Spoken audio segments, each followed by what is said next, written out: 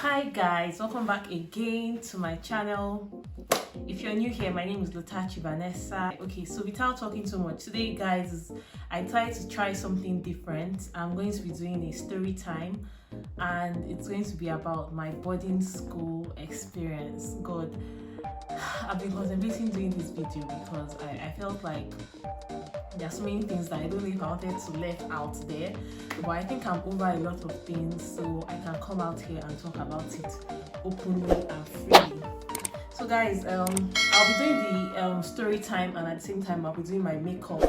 So it's going to be like a long video, so get your cup of coffee, get your bowl of popcorn, anything you want to get, like just get comfortable and let's get right into the video.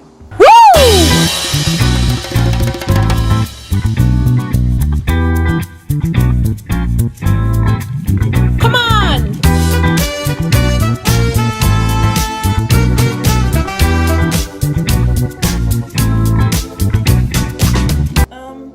So anyways, guys, I went to boarding school in Nigeria here. I actually went to two boarding schools. I changed boarding school when I was in SS. When I was about to enter SS2, so I changed to another school. The first school I went to was a mixed school, like boys and girls, and then the second school was a single girl Catholic school. And the experiences in both schools were completely different. I said I was 11 years old when I started out at boarding school. When I went to boarding school, the first day my mom took me along with some other moms that we were family friends with, and they all went to drop us as in their children in school. I remember just being excited that I was just excited that my mom was dropping me off. When people were telling their parents bye, people were crying. I remember my friend then was actually crying, her mom was crying. But my mom and me, I don't know, I'm not gangster like my mom. My mom was like bye-bye, and me I was like bye. As in there was no tears shared, it was more of excitement for me. Like honestly, I was super happy to be going off to secondary school. I think the first thing that happened while I was in school was that, like, the first day I entered, there's this thing they do here. So if you used to bedwet, I think they would have asked your parents whether or not you bedwetted, and if you did, they would give you a Macintosh mattress. So unlike other schools where you'd carry your mattress to school, in this school I was going to, or in this school I went to, they give you mattress while you're in school. They didn't give me mattress with all the other students. All the other kids were getting their mattresses and stuff. I didn't get my mattress till like later in the evening, and it was a Macintosh.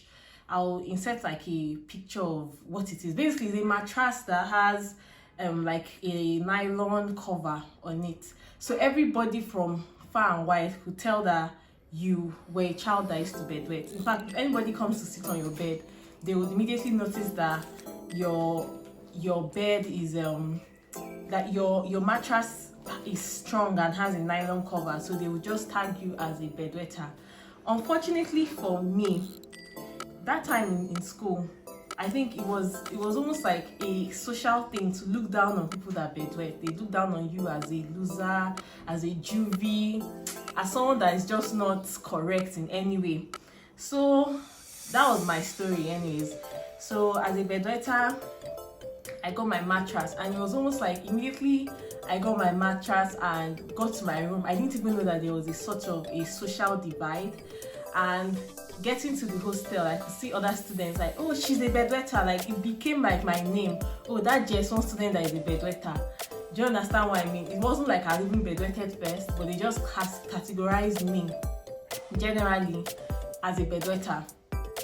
And I felt like that was what set the motion in rolling for all the bullying, all the looking down on that happened to me while in secondary school, like in boarding school. So this is me, imagine a very bright-eyed kid. I was excited to be going off to school, and I got here and they giving me this mattress that has clearly categorized me in the social sphere as a bedwetter, a dirty person, basically. So it was almost like bedwetter. this is rubbish juvie. Even the way people started talking to me, people addressed me, it wasn't like, oh, this student that just joined. It was more like, not like I was expecting roses and flowers or anything, but it was more like a looking down on that, I would say. And me at the time, I was not street smart. Like, even when people would talk down on me, I'd be like, oh, maybe it's just the way they talk. I just didn't pay too much mind to it. I usually am going to do makeup today because I don't know how people do it and do makeup. I don't know how people do this thing and do makeup. Anyway, let me just give it a try. Let me even divulge a little and talk about this, my bedwetting experience.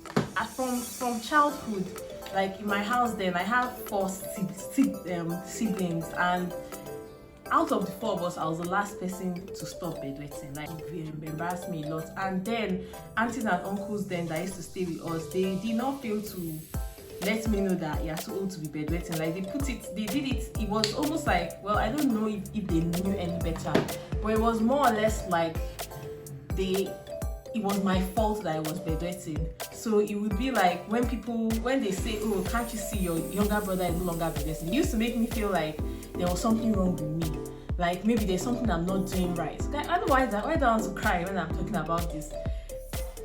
And it used to make me feel like there's something I wasn't doing right. Maybe there was something wrong with me. And I remember then, when I would get on my knees and pray to God, I would actually pray, like part of my prayers as a young child, was I about to cry, was that, God, please make me stop bedwetting. It was part of my prayer plan. So then what would I say was my greatest worry? My greatest worry was passing my exams, maybe passing my common entrance. God, guys, I'm so sorry. Jesus. I remember like then I even used to in the afternoon time, I remember one of my aunties, she'll tell me, oh, Lota, don't drink water from 3 o'clock in the afternoon so that you will not bedwet. You know, you have a problem with bedwetting. So this was me, I think I was about 10 then. So I'll be conscious of it. I will not drink water, and so that when I go to bed, I will not bedwet. So this will be me. I'll be really, really, really, really thirsty, but I won't want to drink water, because for me, stopping bedwetting was the most important thing ever. I remember not just drinking water like throughout the afternoon. I'll be so thirsty, I won't drink water, I won't drink anything. I'll still go to bed and then I'll bedwet, and it would make me sad. I'll be like, God, why are you not answering my prayers?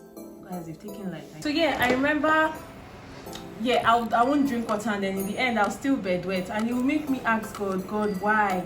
Was it something I've done? Why me? Why is it that I'm the only one that is bedwetting? I prayed about this, but my prayers had not been answered.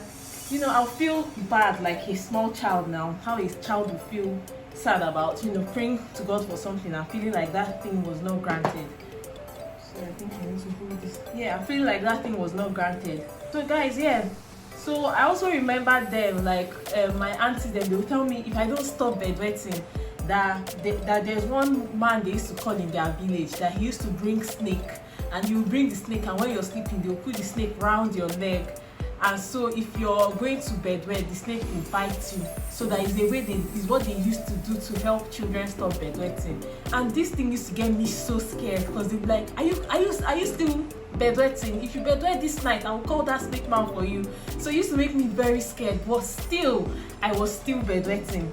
As in, it took me a while. I think it was maybe when I was in university that I realized that story they used to tell, I don't know if it's true, but I think it was just a story they told kids to make them have that fear not to bedwet. So nothing worked for me. Like, I was still bedwetting. I even remember they started telling me, like, then the help there would tell me, oh, Lota, eat burnt rice. In my village, if you eat burnt rice, like, when I say burnt rice, you mean under of the pot of white rice, like the under of the pot, it looks like pancake, like when the rice has burnt and you can just peel it off from the under of the pot. She told me to eat it, that usually helps people stop bedwetting. Anyways, got to secondary school. This is me in just one, and my greatest fear, so I say nemesis, my greatest fear was, it wasn't even a fear, but it was the thing that I prayed to God the most, was what people now use to segregate themselves away from me socially. So yeah, and that was my whole bedwetting thing. So yeah, I just, anyways, that was the first part of it. So in my room and everything, I already knew that I was the one that was looked down on the most because I bedwetted. They just expected me to be dirty, to be a stupid junior, and it didn't even help that, like I said, I wasn't street smart. I wasn't a smart child. Like I would say, like in Igbo they say, you know, someone that's waranya. I did not waranya at all. Like, keep in mind that a lot of seniors didn't like me. They just thought I was a silly juvie. I was a junior that did not have sense. Tell me to fetch water. I would not know how to hustle my way to, you know, get the water fetched, you know, stand on the queue or bounce people that are on the queue. So guys, there was a day when I can never forget this thing. And the thing is that this particular person that did this thing to me, I think recently while I was walking into somewhere in Lagos, I think it was Spa, and I saw her and I recognized her, and I was like, oh my god, how are you? And she was with her husband, and she was like fine, and everything she did to me, it just came flowing back. Like, the girl was not nice to me at all. She was just my 1 year senior. Like, she was just my 1 year senior. Anyway, so in school then, in boarding school then, anyway, in this school, we used to queue for water. I don't know why water was not a constant. Like, water wasn't running all the time. So when they put on water, people will run from their rooms to come and put their buckets on the line. And so your buckets will be on the line because we have like one hour to fetch water. And then let me say your buckets are on the line like this. Some seniors will now come and put their buckets. Let's say this is the mouth of the tap and the line is this way. They will queue this way. I don't know if you get what I mean. They will queue this way. They'll queue their buckets this way. So you that your own bucket is at the end of the queue, you will not get water until these seniors that their things are on this queue that is adjacent to the tap. Until they finish fetching water, you will not fetch water.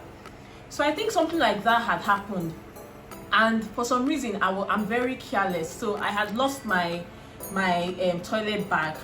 Your toilet bag is a bag where you put your sponge, your soap, your toothbrush, your toothpaste. I had lost my toilet bag, but I had my bar soap and my sponge. So because I didn't want them to steal my soap, I carried my soap, like I unwrapped it from the pack and put it inside my inside my bucket of water, and I didn't want them to steal my soap. So I just put it there with my sponge.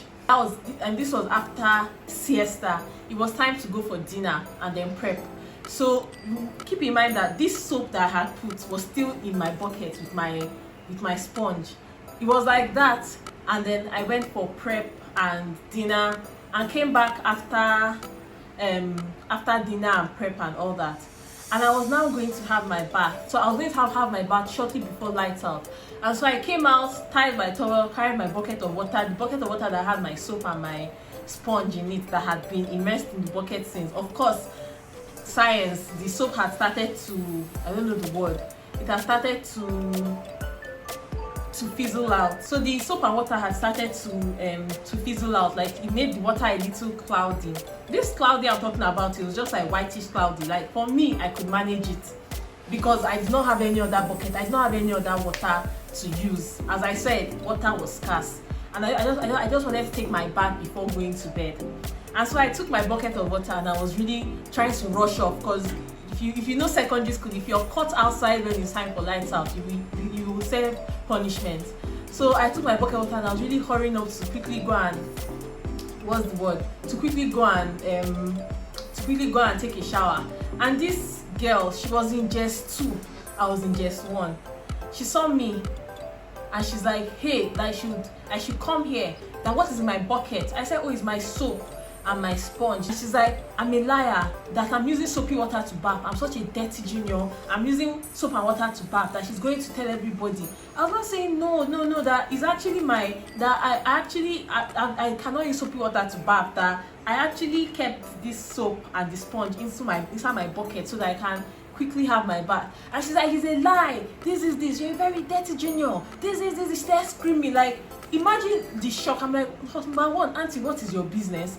Number 2, why are you shouting? She started shouting, calling everybody. And you should come and see that this dirty bedwetter junior, she's carrying soapy water to go and bath. They carried the water and they poured it. Like, the girl kicked the water and the water poured with my soap and my sponge on the floor. And I was still trying to explain that no, it's not this. They said, shut up, what do you know you're saying, blah blah blah. I remember that night, yeah, I cried. Hey, I can't forget it. That's why I swear by this thing, I'm not joking, that have happened maybe 15 years ago or more. But I cried, you know, this kind of cry where that kind of cry. But it was in the night and it was time for light on. I didn't take a shower again, I didn't take my bath again. I was just on my bed crying. I cried so much. Like, that girl, I hated her so much. Anyways, I forgive everybody anyways, but I was just looking at her and I was like, if only people know the kind of wicked people that these people were. I don't know why she did that, but that's one of, like, I had many bad experiences, but this was one of them that I had. I remember, like, so you know, because of this whole hatred thing, I would say, will I call it hate? I just call it bullying. Because of this whole bullying from, like, my seniors, like, nobody had that mutual respect for me. I don't know why I was a prime target. So because of that, even my own classmates used to bully me, both girls and boys. Like, I would say they used to tell me, Lota, give me your pencil and, you know, talk to me anyhow. But I just noticed that there was that kind of, that thing transcended into the way they would treat me. Like, so that was I would say it was good and fine, but I had to manage it like that. I don't know. I was living life like that. I was managing life like that. And then I remember vividly one day we were all gisting, like, on my table, like in dining hall, and then people were gisting about girls they like, and, you know, seniors that are fine, people that have shape. Those were the kind of stories gist that we used to gist then, like in secondary school, like as small children now. And then there was a guy that was asked, one of the guys that was asking him that, oh, will you ever, if Lotachi was the last woman or the last girl on this earth, like she's the only girl on earth, would you date her? And he's like, no, he'd rather stay single.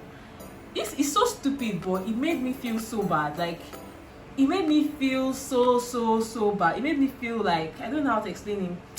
It made me feel super bad anyways. It made me feel like, it made me very insecure. Also, then in school, like I said, this school was like a lot of prominent, I would say prominent Nigerians, but a lot of well-to-do people send their kids here. So there was this social thing here. So if you're coming to school, if I'm going to school, I would like to carry, like, the best looking things that looked a bit janded. It was so foolish. Like, I felt this pressure to conform to the social, I felt like there was a social thing. I felt this stupid pressure to conform to that social acceptance level. I don't know if you get my English, but I don't know if you understand what I mean. I felt this pressure to try and present myself in a certain way so that I will look better in the eyes of the social. I'll look better socially. If everybody understands what I mean. I was not really myself. Let me just put it that way. I felt a pressure to conform because I felt like I wasn't good enough. So I had a lot of insecurity issues. Like, I felt like I wasn't good enough. Nothing I do or say was good enough. The only place that I knew I was okay, like I was okay. I felt people knew I was good in that place too, was in my studies. Like, I was an A-class student, so I was good in studies, but other things, like socially, I was struggling. God, I was struggling so much, and I think it even affected me and kind of shaped my behavior a bit. I became more of a people pleaser. Because I wanted people to like me, I would go ahead and go out of my way to please people, to make them accept me, rather than do things that I really want in my mind. I rather put myself under and bring someone else's intentions up so that they would like me more. But it didn't even work out. Like, that didn't work out. I remember one time, a friend of mine had a boy in an area that I would say like anybody wants to be looking at you in that area, and she obviously couldn't get there, and she called me, oh, help me, and I actually helped her. God, this is actually sad. I actually helped her, and after helping her, you know, when I just feel like it was like after helping her, like they threw me back into the dustbin where I feel I was. That was me, guys. That was my story. That was me. that was my story. And you guys, I just felt like while I was in that school, yeah, a lot of bad luck. Bad luck was just my friend. Bad luck, bad things, anything bad. The thing I dreaded the most about being accepted socially, every time I think of the worst thing that will happen, yeah, it will happen to me. Now that I'm thinking about it, it's actually making me laugh. Like, it's making me laugh so much. I remember this one time, yeah, in school then, I don't know, it was Apollo season. And you know, like I said, there was the girls hostel and the boys hostel. So boys had Apollo, and no girl in the school had Apollo. So whenever we go out, like go to school, you hear our seniors then will be like, better don't be interacting with any of these boys and then bring Apollo back to female hostel and all that.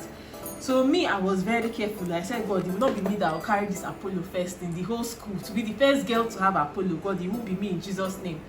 So then you see girls be running away from boys so that they will not carry Apollo. Me myself, I didn't even have a boyfriend. In fact, I didn't even have a friend that was a guy. I don't know how I was the first person to get this Apollo. When my eyes started itching me in the night, I said, God, please, let this thing be anything but not Apollo. I cannot add Apollo to the list of things that these people will hold against me. Hey, I was saying, God, please, let this not be Apollo. Like, let this thing not be Apollo in Jesus' name. This was not me I was praying, no. This was what I was praying. Lo and behold, it was the Apollo. Hey! When my hostel people found out that it was Apollo that I had, Jesus Christ. See, do you know, people, you know how something will happen to you that you now know those that are in your corner? The way people fled from my side. Nobody was walking with me to class. Nobody was talking with me. In fact, those that managed to walk with me was out of pity. I knew it was out of pity. Hey, nobody was talking to me. Nobody interacted with me again. No, I was like an outcast because I got this Apollo. So many things. What broke the camel's back for me, like the one that ended it for me, all these years, I've been managing, myself. Whenever I'm bullied, I'll just, manage myself. Like, let me say, when I was like bullied, I didn't used to get beat a lot, but sometimes I'll get like 1 slap, 2 slaps here and there. And I think I was in JS3 then, and I felt like to progress in this boarding school life, I needed to have a senior that I'll be serving. So the way it works is, from my strategy of looking at things here, I found out that if you have a senior student that you worked for, when I say worked, I don't mean like work. If that's what it means, like, let me say you wash that person's clothes, you iron that person's clothes, you fetch water for that person, you basically think about how that person's well-being and ensure that everything that person needs is in line. In exchange for that, you get liked by that person and you get protection from other seniors, and they tend to look good on you as well. And sometimes you can even use your authority as you're ironing this clothes for this senior to bounce someone from using their iron or using a particular switch that is working, or to even get water. You can bounce your mates and say, oh, this water is for this senior. You can remove their buckets from the tap and bounce them and put your bucket under the tap because you're working for a particular senior. So I ended up finding this senior that would have me. So she employed me. Basically, I'm joking, but I was now her, like, the person that was working for her, helping her fetch water, helping her iron her clothes and all that. So I think we were okay. We're having an okay relationship. This senior had a bit of a temper sometimes. So anyways, one day, that was how I had struggled to do all the things I needed to do for this senior, and then it was left to iron her blouse or to get her things ironed. So I found myself in the iron room, and so I think I was supposed to fetch water for her and then go and iron her clothes, but I decided to go and iron first. And sometimes you get to the ironing room and a lot of sockets are not working, so you have to now be after someone that is after someone that is after someone. So me, I was after someone that was after someone that was after someone, and the ironing room was packed that day. I don't remember what happened, but I know that there was a very good reason why I was locked up in the ironing room. I think that the ironing room was opened when it was not supposed to be opened, and we were found there. So as punishment, they locked all of us inside, so that when they come to take notes of those that they are going to punish, we will be the ones that will get punished. So that's how I found myself locked up in the ironing room. I already started panicking because this particular senior that I was working for, she did not have bathing water yet. She did not have other things ready. I was supposed to obviously have prepared her bathing water and all that, but I did not have her bathing water and all that. So it was just me in the ironing room. I was already panicking. This senior, I heard her shouting my name from the corridor. Lotachi, where's that girl? Hey, I was already scared. So that's how I shouted, I'm in the ironing room. And someone now said, oh, she's in the ironing room. And she now came. So guys, the ironing room had like a burglary proof kind of thing. I don't know if you know what I mean by burglary proof. Like, you know those, I'll put a picture, you know what I mean by burglary proof. Anyways, so she came and she's like, where are you? Where's my water? And I was busy trying to explain that, oh, I was trying to get water, but I was locked up in the ironing room. And she's like, come here. I was scared, so I came close. Let's say this is the burglary proof, yeah? This my fingers are the burglary proof. I came close, and she's like, no, come closer. So I now came closer, and this babe grabbed me by my, like I was wearing a shirt. She grabbed me by my shirt. My head was in between the burglary proof, like imagine if you know Modern Family, when Luke's head gets stuck by the staircase railings. That was how my head was, like there. And this babe grabbed me by my shirt and pa. I remember I had stiff neck for like 2 days or more than 2 days, and she gave me the, like, I think 4 consecutive slaps. Pa. Hey, for me it was the embarrassment. For me, number one, it was the embarrassment of in front of everybody in the ironing room. But I was already used to getting embarrassed, but I still hated it. Number 2, it was the pain. Number 3, it was that I was actually trying my best. Like, I was trying my best to actually make this work for this senior, and this was how this senior just did me anyhow. God, I stayed there and I cried, and then my friends, then I don't know if it was bad advice. They were like, oh, that, you know, they will take it to, they will report that if I don't report, she continue to do me like that. How can she put my head in between burglary proof and give me 4 hot slaps? That what did I do? Blah blah blah. She doesn't even understand. Of course, that today was a peculiar day because a lot of us that were working for seniors were locked up in the ironing room as well. Do you understand what I mean? So this kind of thing, since babe she didn't even put mouth for me. You know, some seniors will put mouth for you. Oh, bounce this person and put your bucket in front. Me, I was just running this tea on my own, and this babe just slapped me anyhow, like slapped me black and blue. After thinking about it so much, you know, I now went and I reported her. That was what broke the camel's back. As in, it was as if it wasn't already bad. This one now made it worse. Like, it made it so bad. I went and reported her. They summoned her. I've forgotten what they did to disciplinary committee. I don't know what they did to her. Anyways, hey, the gist now spread around the whole school. That stupid juvie, that dirty juvie, that bedwetter. She reported this senior. Blah blah blah blah blah. Everybody now hated me. Like, you know, this kind of hate where they will now start picking on you. Like, if there are 10 people to kneel down, let's say you're not even part of people that committed crime, they call you, come on, kneel down there because of apparently what you did. So it now made things worse. Like, things became so bad. Anyways, guys, school then, like, I don't even know, like, I'm explaining my own story, but for the boys in school, I think they even had it worse. Like, if I'm explaining that I went through X, they went through more, like they went through over more than that. I remember then, while we were in JS1, a classmate of mine in school then, I don't know what had happened in the male hostel, but a senior burnt his face with iron. Like, these stories I'm telling you were legit scary, but at that time we thought it was normal. And he continued to attend school. I don't know what they told his parents, but he did not, like, they didn't I think they suspended the senior or expelled the senior, but he continued to attend school, that kind of thing. So that's kind of like rough play that seniors used to play with like junior students. I'm using my MAC mineralized skin finish anyways. I love this powder. So that was kind of rough play that seniors used to play with students. I even remember like towards the end of school, like let's say the time you go for what's the word? You go for you go back home for holiday. The night before, they call it, I've forgotten what they call the night before we go back.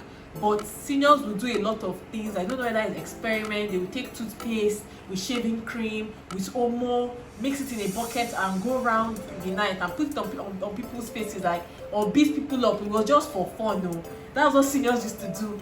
And they did it to one guy then in school, and the guy, like, we saw him the day before we were all to go on holiday, and his eyes were swollen, like it was swollen with like pus and things coming out of it. Like, it was really disgusting. But anything I'm saying I went through in female hostel, yeah, guys went through more than, like, over worse. They experienced worse than that. But let me not be here just talking about all the bad things about secondary school experience. You know, for me, it was mainly this whole social thing, and of course the occasional bullying. And like the occasional bullying, though, I think I wasn't street smart. But I would say that secondary school, it, like boarding house, it opened my eyes to a lot of things. I think it helped shape my life a little bit. Like, it made me a lot more insecure. But in terms of being adaptable, I won't take that away. Being independent, knowing that whatever you're going through, it has an end. If I can survive that in secondary school, I'll come out and be fine. Like, you're going to be fine. So it stretched me to a limit that I know that I can overcome a lot that can be thrown at my face, like in life today. So I think some of the lessons I learned from boarding school is not what you find. Sorry for all those that went to day school, though, but I don't think it's something you will find in day school, because I think I persevered. As in, despite all, this is going to sound like testimony now. Despite all, yeah, I persevered. Like, I persevered till the end. I won't say I had like a strong network of friends or seniors that were on my side. I did not have any cousin that was a senior. People that I thought were were going to support me and shield me, they were not even there for me. In fact, some of them they denied me. They denied me. Oh. So yeah, I won't say that. But yeah, boarding school does shape you. It shapes the kind of person you become. And then in school, like I mentioned, my school was a lot of affluent Nigerians sent their kids to that school. You would see like people from, like, then it used to baffle me, like people, you see students coming from UK, US, like across the world, like people that are in the abroad, in quotes, people that you expect to be living better lives and to have access to better education. They send their children all the way down to Nigeria to that school. It was a bit of a shocker to me, because I was wondering, why would you do that? Like, why would you want your child to come and suffer?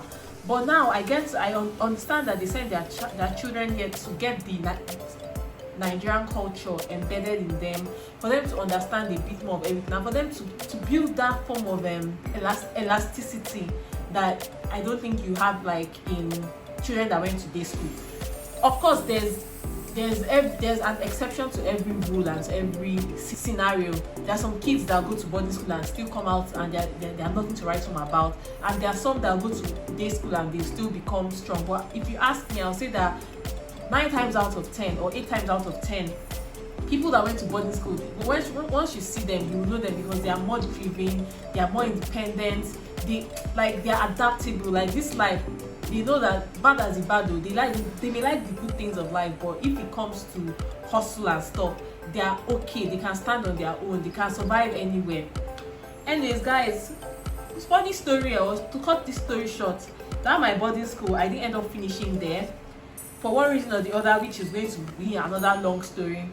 My parents pulled me out when I was about to enter SS2, and which was going to be the sweet spot of my boarding school experience. It was going to be the most rewarding experience, because I had suffered from JS1 to SS1.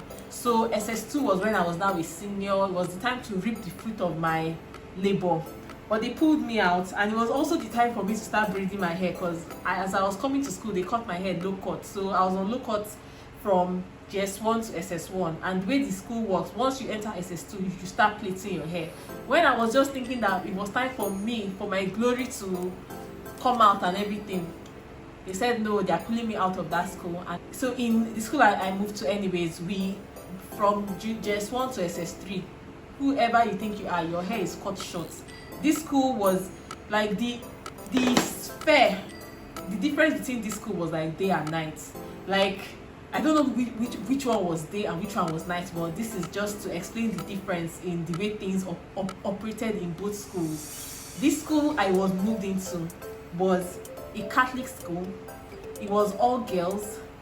They were extra Catholic, and you know, can I just say that the things, like if you're thinking going to a mixed school will expose your child to learn bad things, to learn about boys and all that, what I learned in the single sex school were the girls school, what girls would talk about, what they had, their impression about boys, the way to treat a man and all that.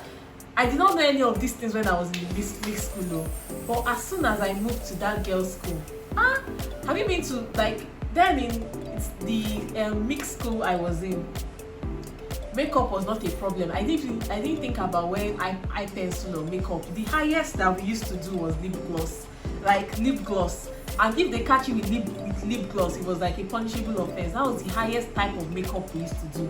Eyebrow, eyelashes, mascara. I didn't even know what those were. But in this girls' school I went to, full face of makeup. What are you saying? Brown powder, eye pencil, eyeliner, and I'll be wondering, like, then I remember one day I actually asked one of my friends, I said, why do you guys wear makeup? Like, why do you feel the need to wear makeup? Like, there's no guy in the school that you wear makeup for. And I can never forget the answer I received. They're like, they're wearing makeup for other girls in the school so that they, like, I think, I won't say maybe to make them look fine, but there was this whole thing of, you know, women are naturally, I don't know the word, combative. Not combative, I don't know the word, but there's a form of a competition going on. So to show that maybe I'm finer than you or something, I don't know, we used to wear makeup. Like, of course, it was not allowed, but people had eye pencil in their bags, eyeliner, mascara, brown powder. They all had that, like, you know, we all had that in our lockers. And like when I say that, what I thought I knew in the mixed school was nothing compared to what these girls knew in this school I was going to. It's not like we knew bad things, but you know, when a child already knows, oh, I want to attract a guy, I know what to do, I know how to roll my hand to attract the guy. Like, then in mixed school, if the guy likes you, he likes you, you don't need to do too much. But then there was no boy in the school. Like, you see this kind of thing where, let's say it's visiting day. Let me give an example. So let's say visiting day is coming, and you know that guys, like some young boys or some boys around your age, are going to be coming, or you know a particular student that has a brother that is fine, that is going to come and visit. The day before visiting day, ironing room will be full. Now in the mixed school, ironing room was always full. Like, it was a problem, it was a hustle to get to iron your clothes. It was a struggle. But in this school I went to, like the single sex school, ironing room was always so big and so empty. There was nothing going on. Like, you go to ironing room any time of the day and you can iron. There was never a crowd in ironing room. But the day before visiting day, when boys are coming, oh my god, ironing room will be full to the brim. Girls will be ironing their clothes. Like, if normally we used to wear proper clothes to parade round school, when it's the day before visiting day, we'll make sure that our clothes are well ironed. It's not because our parents would see us in tattered clothes, just so that the boys come will be able to rate us well. Okay, good. Anyways, what else? You even see people will be like, the day before visiting day, girls will be going around asking for needle and thread because they want to tighten their skirt. Because then if a sister should catch you with so much as like your skirt is even tight, small, the way they will flog you. And this school I went to, they used to flog. Like, it wasn't like the former school where they don't used to flog. This one, they used to flog very, very, very well. So imagine then if your skirt is loose on a normal day, when boys are coming like the next day for visiting day, girls will get needle and thread. They will tighten their skirt, they will practice their walking steps. It was not a joke. Like, the things the girls knew, it was too much. Like, girls even knew that they, like, how do I put it, they knew the essence of woman. So for example, like, if your assignment is late and you haven't submitted and the teacher is a male teacher, like, not in a bad way, but the girls actually knew how to press the buttons of the teacher in a feminine way for that teacher to do what they needed to do. If you know what the way Nengi behaves, that was like the characteristics of most of these girls. They had that graceful, like call it graceful now, I don't know what to say it is, but they knew what it was, like the femme fatale. Most of them knew. Another thing is that this same sex school I went to, as baffling as it was for me, it was like there was the categories of chicks and blokes. Like, you know how some girls are tomboys and some girls are like more girly than others. Some, like, there was a category for every girl in school. You're either a chick or a bloke. And you know what, like, let me blow your mind now. The blokes used to go and close the chicks. I don't know, well, maybe it's my naiveness or my naivety. I don't know if anything used to happen in terms of, I know what your mind is going through.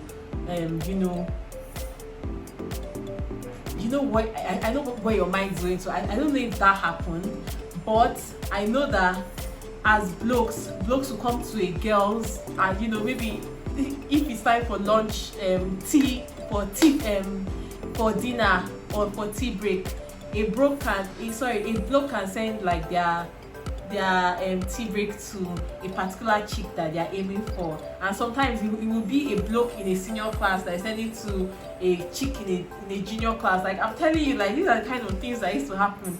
And then they'll send the chick maybe the scone or the meat pie or something, and then when I asked one person like why the meaning of this chick and bloke thing, they're like, that they're just friends, they're nothing, no, it's just they're just friends, they don't do anything, they're just, I don't know how to say it, the bloke and the chick, nothing sexual going on, but they're just good friends. The bloke looks out for the chick, the bloke buys the chick Valentine's presents. And again, like then in school, then we used to actually exchange presents. For Val's Day, I used to give presents to my friends that were girls as well. Nothing sexual or anything. It was just, oh, you're my friend, take Val's Day presents. So the blokes will have a special present for the chicks on Val's Day, on their birthday. They'll do something big for them, or they'll do something special, that kind of thing. So yeah, it was like completely different experiences. In terms of it being a Catholic school, I don't know, I won't say that it kind of scarred me a little in terms of the Catholic faith, because then if we are going to set punishment, they'll give you punishment to say the rosary. For me, that's not an appropriate punishment, because you cannot punish me to pray. So meaning that if I start to look at prayer as an acceptable way of an acceptable punishment, over time when I have my freedom, I won't pray out of my free will. I won't pray the rosary. I'll look at it as a thing of something you do for punishment. Like, I won't look at it as something I want to do, because I'll look at it as punishment, if that makes sense. So those are the I don't know, different standards for different things. But the single-sex school, in terms of socially, I think I was fine. So guys, yeah, that's my story. I finished this story, and I've not finished my makeup. So I'm just going to go up and quickly finish up my makeup. So guys, anyway, that's like my secondary school experience. I think it was one in town. I think I had like a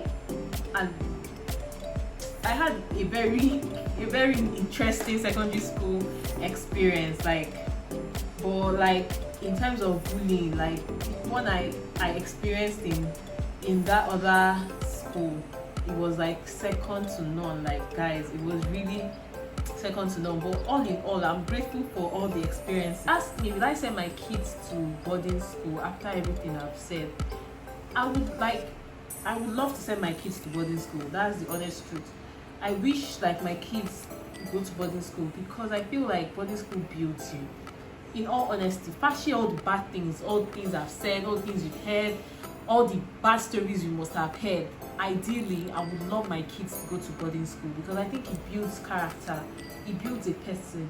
And like I said, there's exceptions to everything, but hold on please, there's exception to everything. I'm not saying if you go to a day school you will also not learn. It depends on every individual and how much you're willing to take. But I think boarding school really builds your personality, it builds your person, it makes you adaptable, it makes you strong. But if you're scared of sending your children to boarding school, because as you know from my own story, things got a little better when I was inching towards senior class. I became more assertive, I understood myself better, and I was not in that vulnerable position of people to bully me as much as they did, while I was in JS1. Like, I was just a doe-eyed young child that just came into the world. I would say don't send your children to boarding school when they are really young. Like, there are some kids that will be 8 years old and their parents will send them off to boarding school. Well, I don't know why, but I know some people do that, and I would say don't do that to your child, because even if you think your child is mature, please just don't. So if you're really, really scared of the effect boarding school may have on your child, I think you send your child to boarding school when they get to GS3. A lot of schools accept children into the school, just so that you eliminate the probability that your child will be bullied beyond reasoning, if you get my point, if you get what I mean. Because I feel like once you're in the senior classes, you're less likely to be bullied as much. Yeah, so guys, I'm not someone that would say, oh, don't send your kids to boarding school because maybe I had a bad experience. Like, I had good experiences too. I don't know, I'm a different kind of person. I don't look at everything that happened to me as bad. Like, I know there are a lot of bad things. If you ask anybody from my secondary school that might know me, they will know that I had a terrible time. Like, I had a very, very, very, very, very, very, very bad time. Almost is worth crying, like, my experience. But I look at it now and I laugh about it, because it's all part of it, and you have to go through some things sometimes in life. Sometimes it might come as rubbish, but you will go through it and overcome that thing.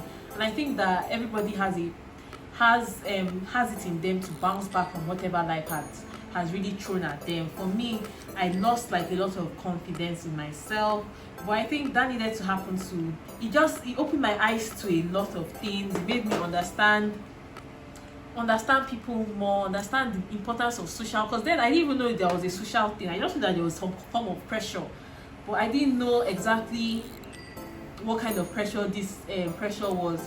I held my own, like, I still held my own well. Hold on, please.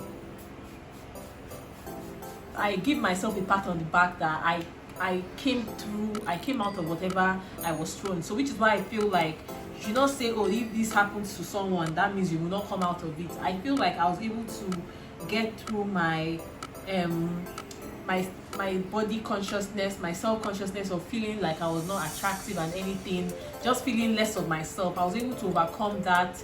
I think I'm still living some of the things, trying to be a people pleaser. I came from, having to fit in. I don't know, but maybe it's even in me generally. So I don't know, but I think generally I'm good, I'm fine.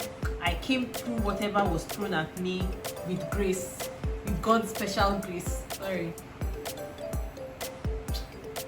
I think you go through some things, not just to say you have the experience, but to honestly learn from those things. Like, so if I didn't go through the experiences of boarding school, there are many areas of my life that I don't think I would have been able to adapt. Like, I have a peculiar kind of life. I've lived in a lot of places. I've been through a lot of experiences. I went to a Nigerian university. I also went to a university in the UK. And both experiences, I was able to adapt easily because of my experience. I leave that to my experience in boarding school. I don't think if I did not go to boarding school, I don't think I would have understood anything, or I would have even overcome a lot that was thrown in my face. But I give that to the boarding schools I went to. I think they really, really did help shape me as a person. Anyways, guys, so I'm done with like my makeup. I put on my earrings. Hope you like it. From Lotachi.ng. So guys, yeah, thank you guys so much for watching me ramble. If you watch till the end, that means you like gist. Like, if you watch till the end, that means like you love gists. But yeah, let me know in the comment section of your different secondary school experiences. If you went to boarding school, let me know your thoughts. Will you send your kids to boarding school despite all you've heard and all you've seen, obviously, in the past couple of months? What are your fears? You can share your bullying experiences with me, and just let me know like your thoughts on everything I've shared on this video. And guys, yeah, I'll see you in my next one. Bye guys.